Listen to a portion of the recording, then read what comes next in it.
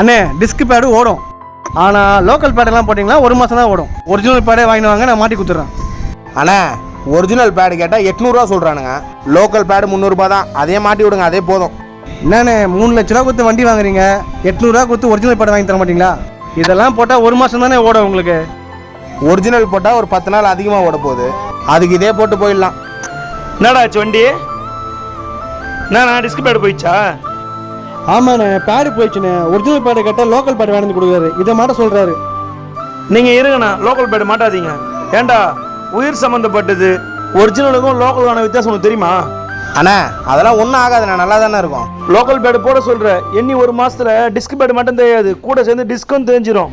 4000 ரூபாய் செலவாகும், 1000 ரூபாய் பார்க்காத. ஒரிஜினல் பேடை போடு, வண்டியும் நல்லாயிருக்கும், நம்மளுக்கும் சேஃப்டி. நம்ம உயிர் சம்மந்தப்பட்டது, புரியுதா? எந்த பொருளை மாற்றினாலும் வண்டிக்கு ஒரிஜினல் ஆசைப்பட்டு வண்டி வாங்குறது பெருசு கிடையாது. அந்த வண்டிக்கு ஒரிஜினல் பொருளை போட்டால் வண்டி நல்லாயிருக்கும்.